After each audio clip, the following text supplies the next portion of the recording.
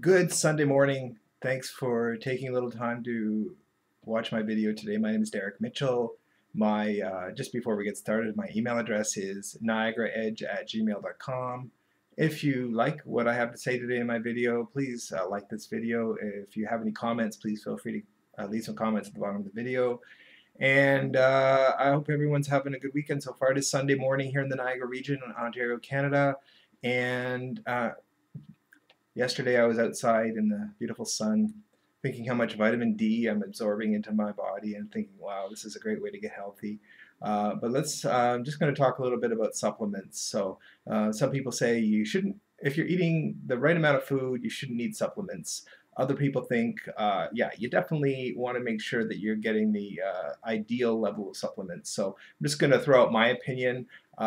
With the ketogenic way of eating, generally you will get the appropriate amount of nutrients in your eating approach. But if you feel that maybe you're not getting certain minerals or vitamins, you may want to consider supplementation. Obviously, anytime you are supplementing, it's all on your personal situation. You need to, if you're not sure if it's appropriate for you, I would definitely suggest talking to your nutritionist or your doctor to make sure that you're in the right direction. I'm just going to go over what I do.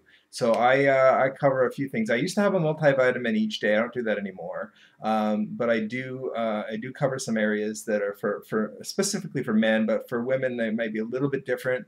And I'm not certainly not going to talk on specifics to women because I'm not one, clearly. What do I take and why do I take it? So first thing I take is vitamin D. I take one 5,000 unit vitamin D each day, and I try to get sun as well. Sun is an easier way to absorb it. I don't spend hours in the sun unless I'm out there working, but I also wear a hat. Sometimes I wear sunscreen, sometimes I don't. If I'm going to be just out for a short time, I don't. But I want to get the vitamin D absorbed, so I definitely take vitamin D. I have thyroid issues, so I take a thyroid medication, but I also take selenium, about 50 or 60 micrograms of selenium for the thyroid situation. If you don't have a thyroid situation, you probably don't need to worry about selenium. I also take a combination calcium, magnesium, and zinc tablet each day, and that is it helps with sleep. Magnesium does, and absorption of various things. That combination I would suggest, and I think a lot. And I'm guessing here, so if don't hold me to it, but I think a lot of women need a magnesium as well. It's very helpful for their bone development, that type of thing. Calcium as well. What else? I take something called resveratrol. Now, that's the active ingredient in red wine. I'm not a drinker, and even if I was to drink the appropriate amount of red wine to get the level of resveratrol that you need, you'd have to drink probably 100 or 150 glasses of wine a day to do it.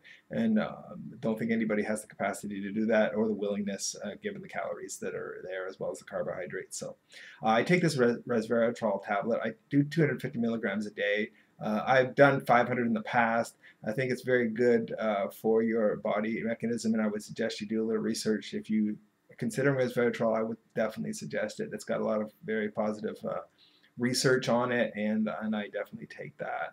I used to take fish oil. Because of the quality of the fish oil tablets, I try to get my omega-3s with real fish, and whether it be frozen or fresh.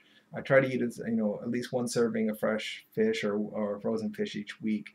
Should probably do more, but I'm not exactly in the area, and it's awfully expensive as well.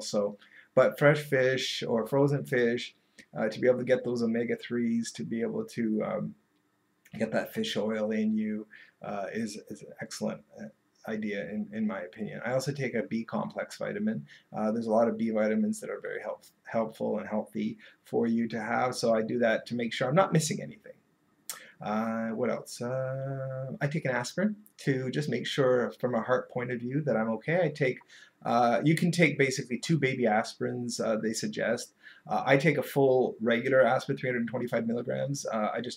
I'm too lazy to cut it up in half, so I just take the one each day, and they're relatively inexpensive at that 325 milligram tablet level. So I do take an aspirin each day.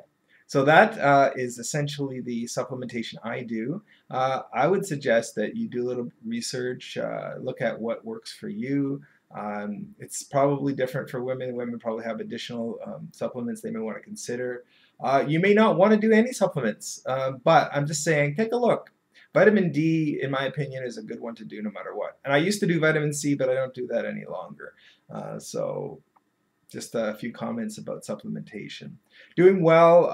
I was last Sunday or Saturday or Sunday, I forget which day it was. We went to a barbecue down in Ohio for a family reunion for my brother-in-law, and I cheated on my keto diet. So I really ate all the junk that I really don't normally eat. I don't cheat very much, but when I do, I enjoy it. I figure if I'm going to do it, I might as well enjoy it. But after that day, I gained pretty much 7 pounds, and a lot of it was water weight because you start to retain water after that. And I've been slowly getting back into ketosis over the week and doing pretty well back to it. Next day, I went back to it, started eating regular again. I didn't worry about the weight so much because I knew a lot of it was not real weight gain. It was just water weight. There may have been a pound or two of real weight gain, but I'm sure that as I get back to eating ketogenically, that I'll be able to take that weight and get back to where I was, which was around 185-ish. So as of this morning, I was 188, so I got 3 pounds more to go just to get back to that level. But eating ketogenically is more about, now at this point, since I've taken off the weight that I want to take off, it's more about having the most healthy body that you can. And I think the foods that ketogenic diets offer are one of the most healthy ways to do it. I'll never tell everybody that they should eat this way, but I think it's definitely a way to look at. Each person has a different body chemistry, a breakdown, how much insulin they produce depending on the foods they eat, how much protein they could get or they should eat per day. So there's a lot of things that you need to consider. I'm rambling on, so I'm going to cut it off here, but I want to just say thank you so much for everyone who watches. Appreciate it. And it's a beautiful Sunday. I'm going to get out there and get a little vitamin D natural way and go from there. So I think I'll just say good day. And please, again, like this video if you do like what I have to say. And any comments are always welcome. Thank you so much. Have a wonderful day. Bye.